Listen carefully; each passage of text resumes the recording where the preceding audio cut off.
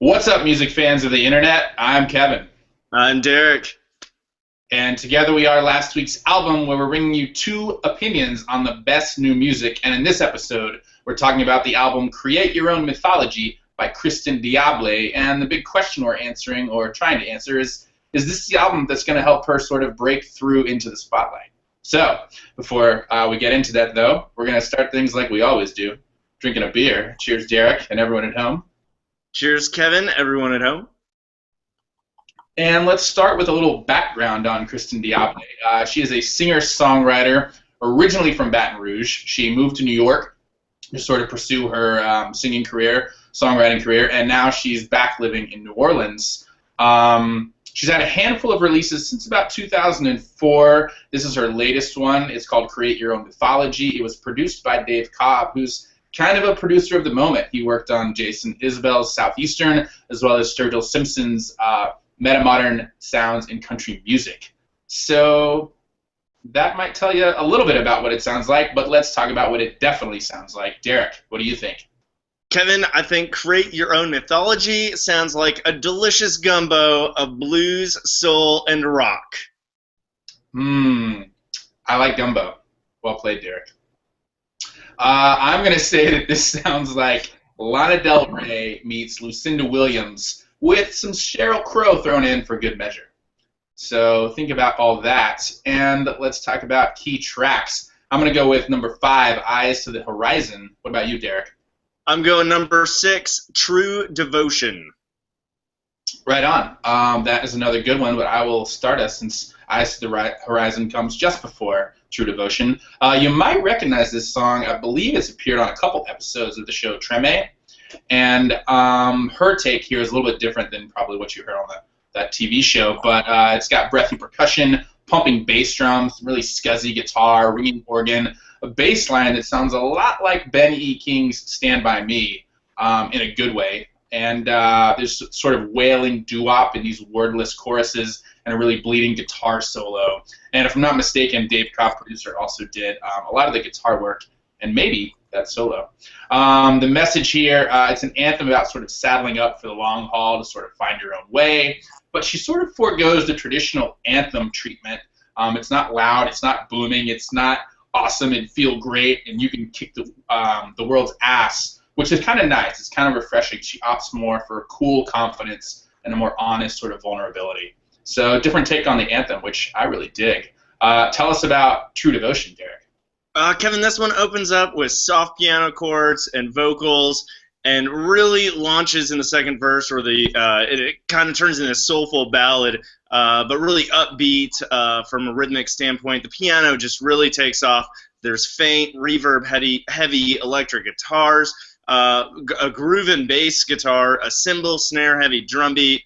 I think there's even a stand-up bass near the end, and just rich harmonized vocals. As the lyrics here, as the title kind of implies, it's describing the challenges of unconditional love, but she really does it in such a soulful manner.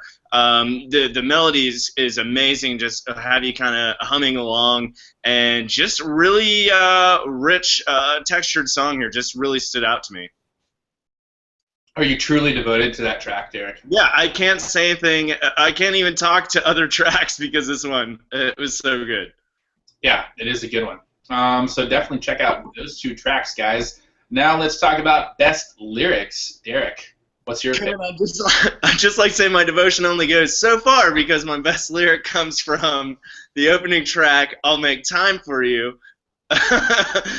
Segue not fully intended there. But she says, I'll make time for you, but I will not hold you down. I'll cross the line for you, love, because I know that it circles around. Just kind of this cynical, yet maybe realistic view on love, and it just really matched kind of the coolness of the opening track here.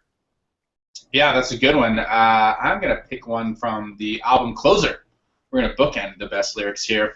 The name of this track is Honey, Leave the Light On, and the line goes, if rock and roll don't save my soul, I don't know what I'm going to do. By any other sort of singer-songwriter, that might come across sort of trite and overdone, but here she makes it sound so real. And it's kind of maybe the epitome of this album, at least lyrically for me. This album feels like a big step forward for her, and she's betting a lot on it. So maybe that's where that line came from. I don't know. Let's talk about overall rating and the big question, is this going to be her breakout album? Derek, what do you think? Kevin, I'm going to give this one a 4 out of 5. And as for the big question, is this going to be the one that brings her out of the shadows? I'm going to say optimistically yes. If anything, I think the opening track, which we really didn't even talk about, I'll Make Time for You, which I also believe is the first single, is just really solid, bluesy, just very, it kicks butt. I think this one overall kind of grew on me with every listen.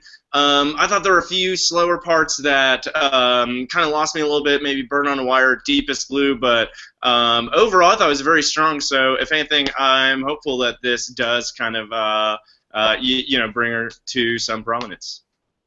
Right on. I'm going to give this one a 3 out of 5. I think it's very well produced. She shows a good range of naturally cohesive sounds from rock to soul to country. Sticks to the theme of independence and conviction really well with a refreshing sense of maturity that I mentioned earlier. She's got a great confidence and coolness in her voice. Sometimes it's a little too airy and not sort of guttural and emotional enough for me personally, but overall really, really strong voice. The big question, is this going to be her breakout album? I think so. I think it's definitely, she's captured a good sound that's very classic and very nostalgic, and a lot of people are going to gravitate to.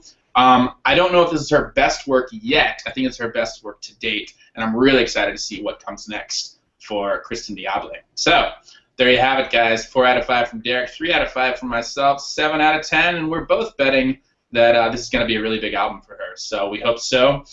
Strong work, Kristin Diable and Dave Cobb here on Create Your Own Mythology. Guys, we're excited to hear what you think, so let us know. And, yeah, don't forget to subscribe to us here on YouTube. Last week's album, 2 opinions on the best new music. I'm Kevin. I'm Derek. We'll see you next time, guys.